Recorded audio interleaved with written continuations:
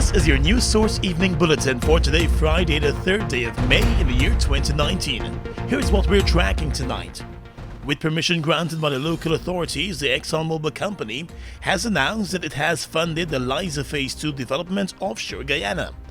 According to the company, Liza Phase 2 will produce up to 220,000 barrels of oil per day and further capitalize on the significant development potential of the Stabroek Block.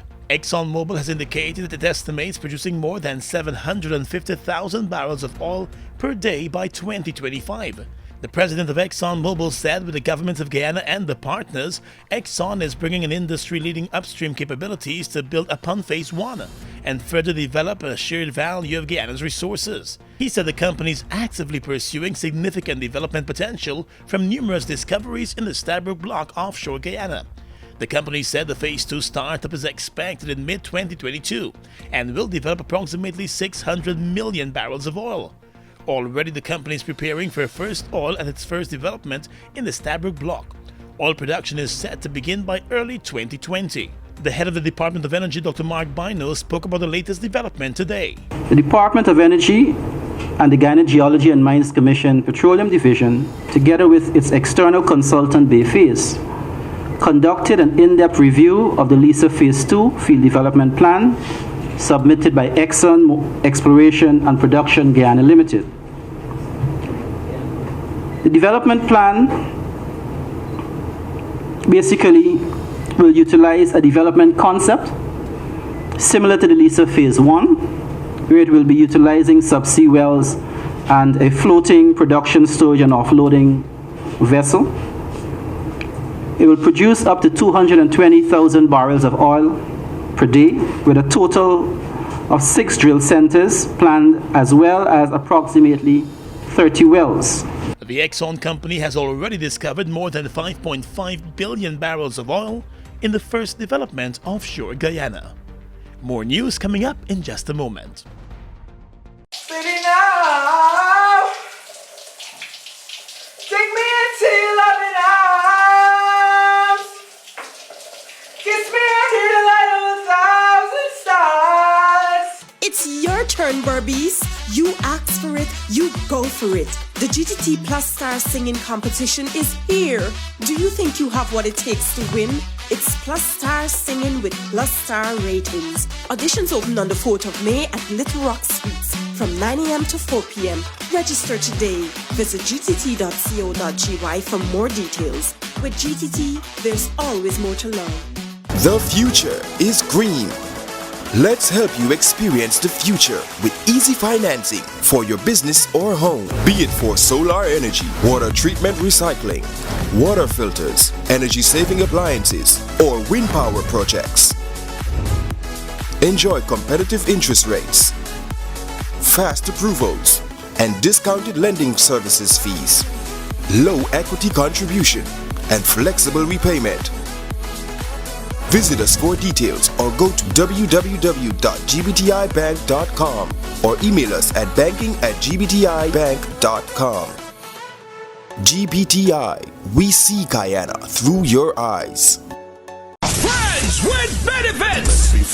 Let's be friends with benefits. The craziest concert to hit Guyana! Friday, 24th of May, 2019! We head to DCC ground! Let's give Street Queenstown! Friends with benefits! Welcome back. The Georgetown City Council and the Georgetown Chamber of Commerce and Industry have inked a memorandum of understanding that will see the two bodies working closer together in the interest of the city of Georgetown. The MOU was signed this morning by Georgetown Mayor Ubraj Narain and the President of the Chamber of Commerce, Nicholas Boyer. Under the MOU, the two sides have agreed to work in the areas of public security within the city, building codes and building laws, infrastructural development, public education and awareness, training and capacity building, and environmental health matters, including garbage disposal. Mayor Narain said the signing of the MOU is historic, since he believes it allows the city council and the city's business community to work together to realize improvements that will be to the benefit of both sides.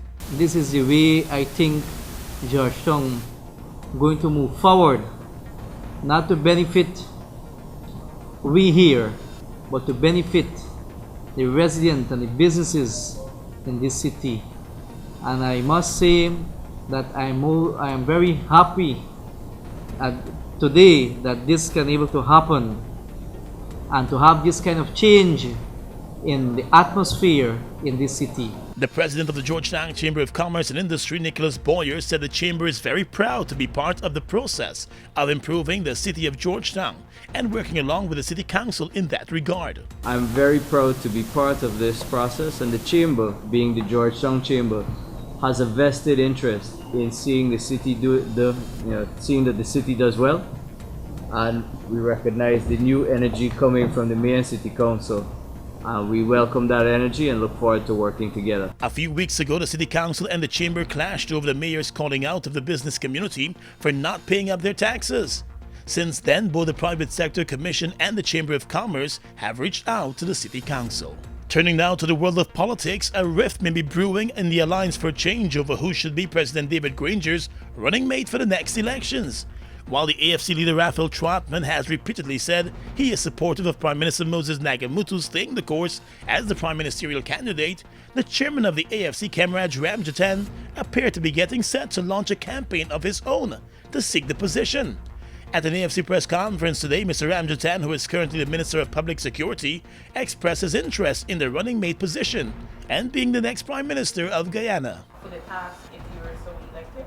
Of course, I think I will be. What do you think? I don't Yes, I have already indicated my interest, and there are others, I am certain, who will indicate their interest. Yes, it'll be interesting, and it is good to have inside of political parties the regular rivalries between leaders. You notice that you'd have in the democracies 7 or 8, I think it's about 8 or 9 now lined up in the Democratic Party. Similarly, the Republican Party and other countries. So yes, we will be looking forward for it, and that will be decided there at a national conference. When will this happen? Ramjattan said the issue is likely to be addressed when the party meets later this year for its convention. Prime Minister Moses Nagamootoo remains interested in the position and has repeatedly said publicly and privately that he intends to be the president's running mate for the upcoming elections. The president appears to be supportive of Nagamootoo. Mr. Nagamootoo has won the critical support already of the AFC leader Raphael Trotman, who has said that the party has confidence in Mr. Nagamootoo as Prime Minister. The director of the Department of Energy, Dr. Mark Bino, today said he would welcome any investigation into the hiring practices of the department. His statement is against the backdrop of the department coming under criticism from the opposition for its hiring of the video mega production company for the production of 3 public service announcements. Minister of Public Telecommunications Cathy Hughes is still listed as the managing director of Video Mega, although she has since indicated that she ended her day-to-day operations with the company when she became a minister back in 2015. On Thursday, opposition leader Bara Jagdeo said there should be an investigation into all of the contracts that were received by Video Mega under the current government. My understanding is, and it still remains, that the department went for an individual or requested an individual. It wasn't asking for a firm. To the extent that a firm subsequently was contracted, it's somehow not where we want it to go. The one issue maybe that the department can be accused of is possibly not doing sufficient due diligence. But personally, from where I sit as director, I welcome any possible investigation of any sort that persons may feel are necessary to clear the air in terms of whether there were any nefarious activities or whether it was a case of favoritism. So, in short, I don't think we as a department have anything to hide. I know, yes, we are new. I said to you guys before, there may be errors made, but we are conscious of the fact that an error is only an error, or a mistake is only a mistake if one doesn't learn from it. The Energy Department had reportedly contacted broadcaster Russell Lancaster to produce a public service announcement, and he channeled the job through the Video Mega company, which he now manages. Minister Cathy Hughes said she was never aware of the contract and only became aware of it when it was raised by the People's Progressive Party. While the PPP claimed that the contract was for millions of dollars, it turned out that the actual cost was below $1 million. Guyana joined the rest of the world today in observing World Press Freedom Day. This year's observance was held under the theme Media for Democracy, Journalism and Elections in Times of Disinformation. In a statement, the Guyana Press Association said it sees this year's World Press Freedom Day as one that offers the opportunity for serious introspection. According to the association, the reality in Guyana is that many media houses are politically aligned, resulting in a deliberate blurring of the lines of freedom of expression to achieve self-serving political outcomes for their preferred political parties. The association said that results in disinformation and the cultivation of a culture of bias among journalists, and destroys the essence of the ethical standards and principles that they are expected to abide by in the delivery of news and information. The GPA said while freedom of expression is enshrined in the United Nations Universal Declaration of Human Rights and Guyana's Constitution, the Guyana Press Association urges media houses to consider crafting social media policies to guide especially their editorial staff. It added that such a move should be seen as a safeguard against them taking private positions, especially on political related issues that may be construed as the official position of their media outlets. The association has also issued a call on media workers to fact-check and ensure there is a balance and fairness through a wide variety of perspectives in their content. Just recently, the international group Reporters Without Borders announced that Guyana has moved up 4 places on the World Press Freedom ranking. In the courts right now, 2 men who are accused of turning a birthday celebration into a crime scene by robbing the partygoers were dragged before a city magistrate this morning to face robbery charges. 23-year-old Michael York and 34-year-old Rex Blanche denied the robbery charges as they stood before Magistrate Leron Daly. In total, the 2 men were slapped with 8 charges each, related to the 26th of April robbery that took place at the Promenade Gardens during a birthday celebration. The court was told that the 2 uninvited guests were both armed with guns as they relieved the birthday woman Marcel Wickham and her guests of a quantity of jewelry, their phones, cash, and other personal belongings, including birthday gifts. The 2 accused were denied bail and bundled off to jail, despite their pleas for the court's mercy. The matter will continue later this month. Still in the courts, a 19-year-old Agricola resident who is currently serving a 1-year jail sentence for escaping from lawful custody was today slapped with 4 new charges. The man, Melvor Jeffrey, was charged for possession of an illegal firearm and ammunition and discharging a loaded firearm at police officers. He appeared before Magistrate Leron Daly this morning and pleaded not guilty to the charges. The prosecutor told the court that on the 11th of July at Cooper Street, Agricola, the youth discharged a loaded firearm at police officers Romel Cato and David Bob with the intent to cause grievous bodily harm. It is further alleged that on the same day he had a shotgun along with 5 matching rounds in his possession, without being the holder of a license. The incident took place while police investigators were in the Agricola community investigating a robbery. The accused was shot during his exchange of gunfire with the police and escaped from the hospital while being on the police guard. He was later arrested, charged, and found guilty of escaping from lawful custody.